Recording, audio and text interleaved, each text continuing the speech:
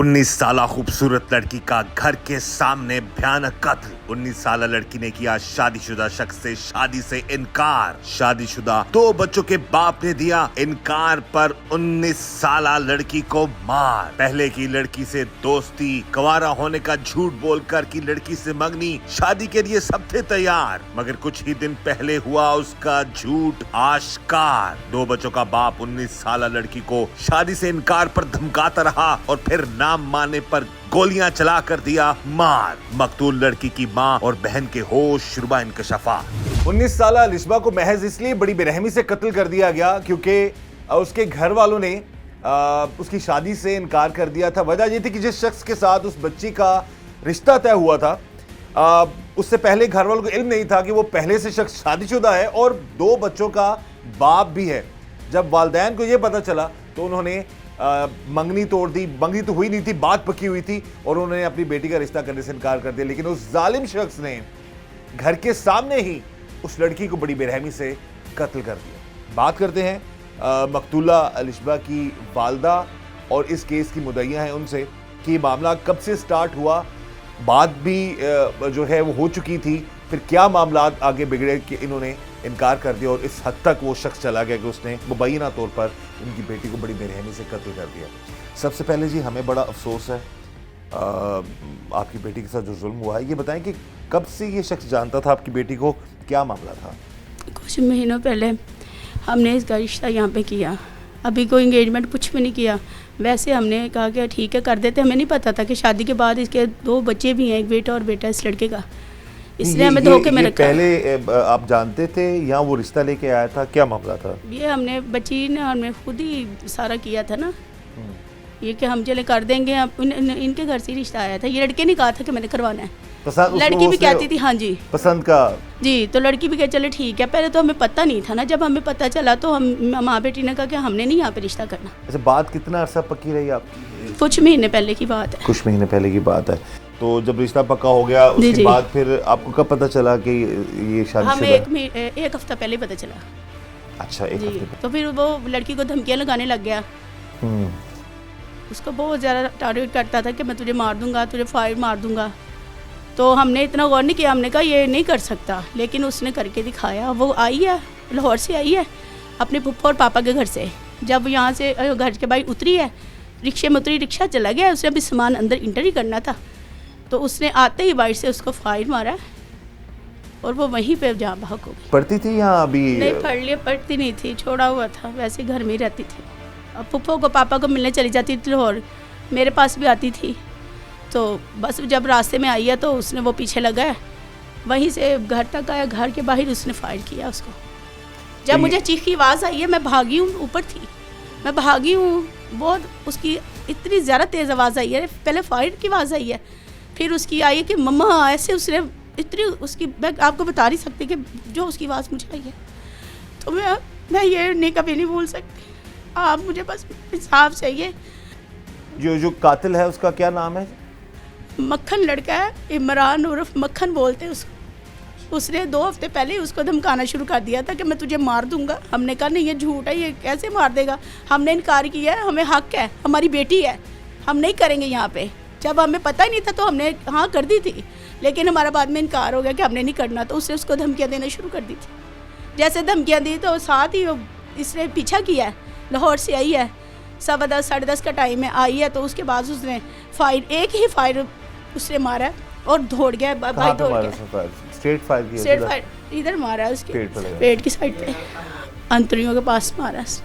उसी टाइम वो मुलज़िम या पुलिस की कार्रवाई उठा के लेके गए हैं, मेरे हस्बैंड और मेरे देवर उठा के लेके गए हैं सिविल हॉस्पिटल। जोगी चौक जाके पुल के साथ नीचे आए हैं तो उधर ही इसने बयान दिया है कि मुझे मक्खन ने फायर मारा है। अच्छा, ये बयान उसने दिया? मैं बाहर भागी हूँ ना, तो 1 to 5 वो भाग गया। 1 to 5 तक ब्लैक सूट उसने पहना हुआ था। नहीं, इस आपकी बेटी ने बयान पुलिस के सामने तो वो जा ही ना सकी है। हाँ बिल्कुल। वो मोबाइल पे रिकॉर्ड हुआ या मैंने देखा है, मेरे देवर ने देखा है, हम लोगों ने उसको भागते हुए देखा है कि वो भाग गया कब्रिस्तान की तरफ। 1 to 5 था उसके पास, ब्लैक सूट पहना है, हमने देखा खुद, भाग गया वो, भाग गया। बस इतनी सी बात हुई। इसके बाद FIR आपकी होगी? हाँ जी, वो हो गई। अच्छा, पुलिस की कारकर्दगी के हवाले से आप बताइए कि क्या उस मुलज़िम को पकड़ा उन्होंने या क्या आप अपील करना चाहते हैं? जी, हमारे सामने नहीं ला सके, वो हमारे सामने आए, हमें पता चले कि वो सामने आ गया, हमारे सामने नहीं ला रहे वो लोग। कहते हैं कि पकड़ लिया। हाँ जी, कहते हैं 24 तारीख को आपके सामने आ जाएगा। अभी 24 तारीख के 4-5 दिन पड़े हैं, ठीक है। हमारे सामने लाएं, हमें पता चले कि मुलजिम सामने है, वरना हमें तो लग रहा है कि हम इंसाफ मिलना ही नहीं है। मैं तो मरीम से यही अपील करूँगी कि उस लड़के को फांसी दी जाए, जाहिर है उसको फांसी दी जाए। वो बहुत बेदर्दी से उसने मारा है, बच्ची तड़प गई, उसकी चीखें मेरे कानों में आती हैं।